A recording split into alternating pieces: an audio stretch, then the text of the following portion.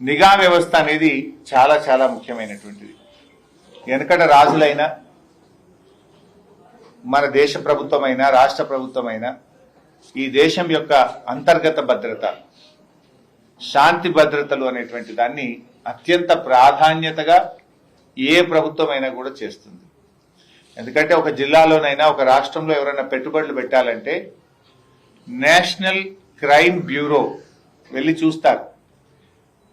Crime rate ఎంత ఉన్నది, crime జరిగితే ఎంతమందిని వీళ్ళు పట్టుకుంటున్నారు, ఎన్ని మర్డర్లు అవుతున్నాయి, ఎన్ని రేప్ కేసులు అవుతున్నాయి, ఈ రాష్ట్రంలో పెట్టుబడులు పెట్టచ్చా పెట్టరాదా అని ఎవరైనా చూసుకొని ఇతర దేశాల వాళ్ళు కానీ ఇతర రాష్ట్రాల వాళ్ళైనా పెట్టుబడి పెట్టేటప్పుడు చూసుకుంటారు. బాధ కలిగే అంశం ఏంటంటే తెలంగాణ ఇప్పుడు ఎల్లో జోన్లకు పోయింది. ఇక కొద్దిగా అయితే రెడ్ జోన్లకు పోయేటట్టుంది. కేసీఆర్ ఉన్న 10 ఏళ్లలో ఎప్పుడు ఎల్లో జోన్కు పోలే పైసా. We are in green zone. KCR గారి 10 ఏళ్లలో తెలంగాణ ఎప్పుడు గ్రీన్ జోన్లోనే ఉన్నది. కానీ రేవంత్ రెడ్డి వచ్చిన ఏడాది కాలంలో ఎల్లో జోన్కు పోయింది. ఇప్పుడు రెడ్కు బార్డర్లు ఉన్నది. 4 రోజులైతే రెడ్ జోన్లో పెట్టేట్టున్నది. దక్షిణ భారతదేశంలో ఎల్లో జోన్లో ఉన్న ఒకే ఒక్క రాష్ట్రం తెలంగాణ రాష్ట్రం. బాంబే తర్వాత బాంబే ఎల్లో జోన్లు ఉన్నది. ఇవాళ తెలంగాణ కూడా ఎల్లో జోన్లకు పోయింది. రాష్ట్రంలో క్రైమ్ రేట్ 23% పెరిగింది. పోయిన సంవత్సరానికంటే తెలంగాణ రాష్ట్రంలో క్రైమ్ రేట్ 23% పెరిగింది. రేప్ కేసులు 29% పెరిగినాయి. దళిత గిరిజనుల మీద రేప్ కేసులు 12% పెరిగినాయి. ఈ రాష్ట్రంలో ఎటుపోతుంది ఈ రాష్ట్రం? పోలీసులు మంచి పోలీసులు, తెలంగాణ పోలీసులు the best police in the country. ఒకప్పుడు గుజరాత్ వాళ్ళు, మహారాష్ట్ర వాళ్ళు తెలంగాణకు వచ్చి నేర్చుకుందరు. క్రైమ్ డిటెక్షన్ రేషియో మీ తెలంగాణలో చాలా బాగుంది, అసలు ఎందుకు ఇంత ఫాస్ట్ గా మీరు దొంగల్ని పట్టుకుంటున్నారు, ఎట్లా పట్టుకుంటున్నారు అని మహారాష్ట్ర, కర్ణాటక, గుజరాత్ లాంటి రాష్ట్రం వాళ్ళు తెలంగాణకు వచ్చి నేర్చుకొని పోయింది. కానీ ఇవాళ ఏమైపోయింది? ఏడాది లోపలనే ఎందుకు ఇంత ఆగమవుతున్నది? మరి అదే పోలీసులు కదా, తెలంగాణ పోలీసులు దేశానికి ఆదర్శంగా ఉన్న పోలీసులను ఇవాళ రేవంత్ రెడ్డి గారి ప్రభుత్వం వాళ్ళని ఇతర అవసరాలకు వాడి, రాజకీయ కక్షల కోసం వాడి తెలంగాణ ప్రతిష్టను మంటగలుపుతున్నాడు.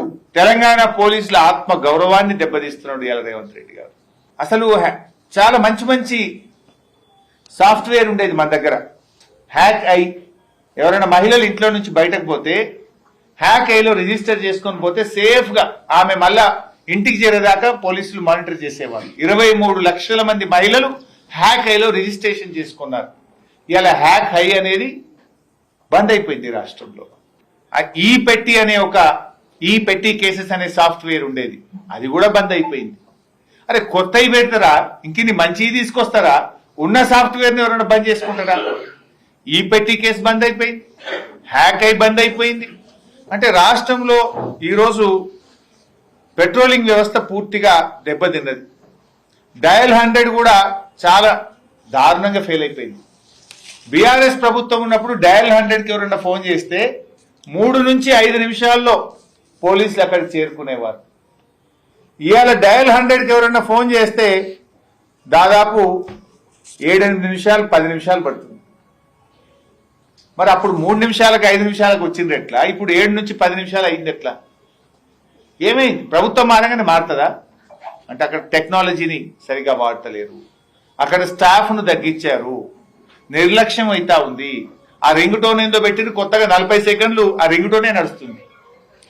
యాక్చువల్ డయల్ 100 చేసినప్పుడు ఒక్కొక్క సెకండ్ ముఖ్యం.